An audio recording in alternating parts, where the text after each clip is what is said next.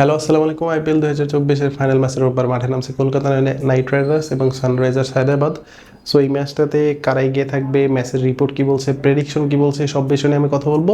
So video যদি ভালো লাগে অবশ্যই পেজটাকে ফলো দিয়ে রাখবেন এবং যারা ইউটিউব থেকে ভিডিওটা দেখতেছেন অবশ্যই চ্যানেলটাকে সাবস্ক্রাইব করে রাখবেন। আমি যদি ম্যাচ নিয়ে কথা বলি তাহলে এই ম্যাচের প্রত্যেকটা জায়গায় কিন্তু ব্যাটেল আছে। একদিকে 24 কোটি, অন্যদিকে 20 কোটি। 24 কোটির প্লেয়ার মিচেল স্টার্ক, তাকে কিন্তু কলকাতার হয়ে নিলাম থেকে তাকে কিন্তু কিনে নেয় এবং আইপিএল ইতিহাসের সবচেয়ে হাইস্ট পেইড প্লেয়ার কিন্তু মিচেল স্টার্ক। অপরদিকে প্যাট কামিংসের কথা যদি বলি, সে কিন্তু সেকেন্ড হাইস্ট পেইড প্লেয়ার কিন্তু প্যাট কামিংস, তাকে কিন্তু নিলাম থেকে 20 কোটি টাকাতে কিনে নেয় এবং তিনি কিন্তু অধিনায়কের দায়িত্ব পালন করতেছে। এবং অপরদিকে মিচেল স্টার্ক কিন্তু কলকাতার পেস ডিপার্টমেন্টের নেতা। যদিও শুরুর দিকে তার একটু খারাপ ছিল, বাট যত সময় গড়িয়েছেন এবং তিনি যে বিগ ম্যাচের প্লেয়ার সেটা কিন্তু আমরা প্রথম কোয়ালিফায়ারে কিন্তু দেখেছি আমরা। সো আমি যদি ম্যাচের আরও ডিটেলসে যাই তাহলে তাদের ওপেনিং পার্টনারশিপের কথা যদি বলি, একদিকে কলকাতা এবং অন্যদিকে হায়দ্রাবাদ, দুইটা ওপেনিং পার্টনারশিপ কিন্তু ছিল একদম দারুণ ছিল। তারা কিন্তু প্রত্যেকটা ম্যাচে তারা কিন্তু অল অ্যাটাক ক্রিকেট খেলেছে এবং তারা কিন্তু ফেয়ারলেস ক্রিকেট খেলেছে এবং তারা কিন্তু প্রত্যেকটা ম্যাচে পাওয়ার প্লেকে ভালোভাবে কাজে লাগিয়েছে। সেখানে যদি আমি কলকাতার কথা বলি তাহলে আলাদা করে কিন্তু সুনীল নারিনের কথা বলতেই হবে। তিনি কিন্তু বোলিং হিসেবে ক্যারিয়ারটা শুরু করলেও এবার আইপিএলে তিনি কিন্তু 482 রান করেছে। এই রান করতে তিনি কিন্তু একটা সেঞ্চুরি করেছেন, একটা 82+ রান করেছে, একটা 85+ রান করেছে, একটা 56+ রানের একটা ইনিংস তিনি কিন্তু খেলেছেন।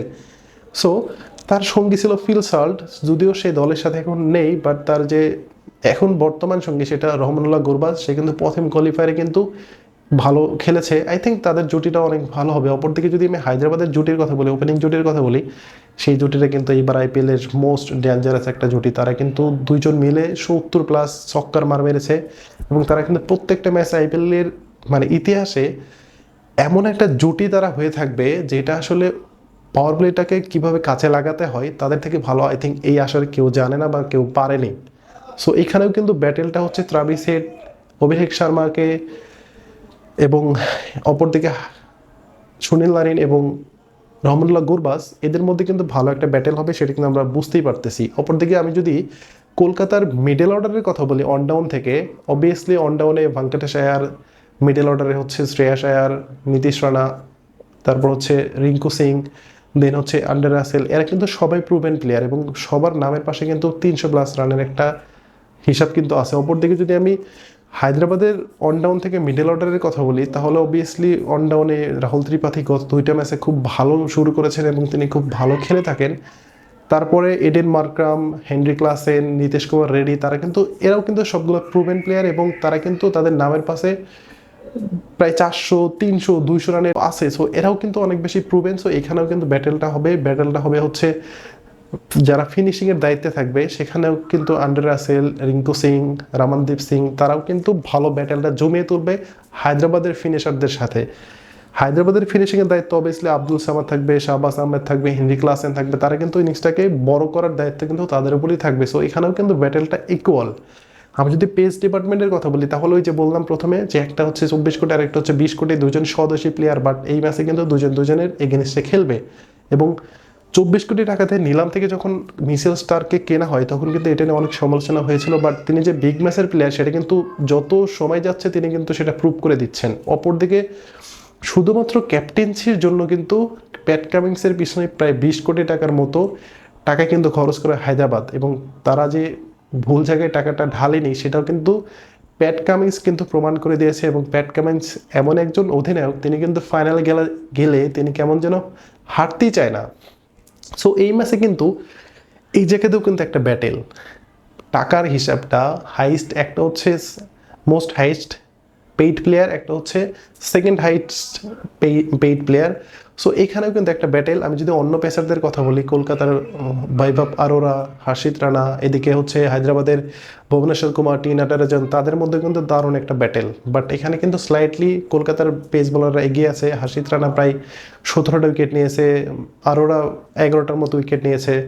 অপরদিকে যদি আমি নাটারাজনের কথা বলি, সে একাই 19টার মতো উইকেট নিয়েছে এবং ভুবনেশ্বর কুমার 11টা উইকেট নিয়েছে। এখানে স্লাইডলি একটু জাস্ট হচ্ছে 19-20, বাট স্পিন ডিপার্টমেন্টে কিন্তু অনেক বেশি কম বেশি, কারণ স্পিন ডিপার্টমেন্টে কিন্তু কলকাতার হয়ে ভালো খেলার জন্য যে তাদের হাতে যে অস্ত্র দুইটা আছে সেটা কিন্তু আপনাকে হচ্ছে নতুন করে চেনাবে।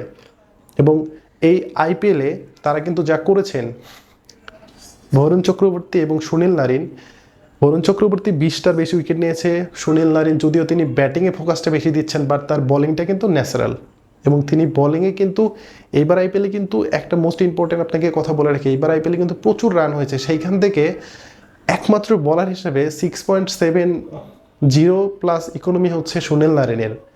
একটাবার ভেবে দেখেন যে এই টুর্নামেন্টে বোলিংদের উপর দিয়ে কী ঝড় গেছে, বাট সেখানে কিন্তু সুনীল নারিন তার জায়গাটা ধরে রেখেছেন। সো স্পিন ডিপার্টমেন্টে কিন্তু পুরোটাই আধিপত্য ধরে রাখবে কলকাতা নাইট রাইডার্স। অপরদিকে হায়দ্রাবাদের স্পিন ডিপার্টমেন্টের কিন্তু ওইরকম কোনো বড় নাম নেই। শাহবাজ আহমেদ, শাহবাজ আহমেদ, তারপর হচ্ছে অভিষেক শর্মা, দেন মায়ান মার্কান্ডে, যদিও মার্কান্ডেকে নিচ্ছে না এই মুহূর্তে একাদশে, এডেন মার্কাম।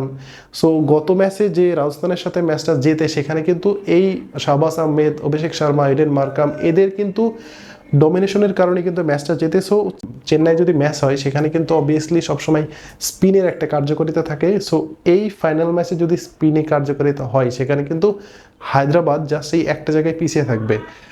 সো হায়দ্রাবাদ আসলে আলটিমেটলি এই দুইজন স্পিনারকে, সুনীল নারিন এবং বরুণ চক্রবর্তীকে কেমনে সামলাবে, আই থিঙ্ক এইটার অবভিয়াসলি প্ল্যান তাদের হয়েই গেছে বা হচ্ছে। সো এটা নিয়ে টেনশন করার কোনো মানে নেই, বাট আমরা চাচ্ছি ফাইনাল ম্যাচটা যেন অনেক বেশি জমজমাট হয়।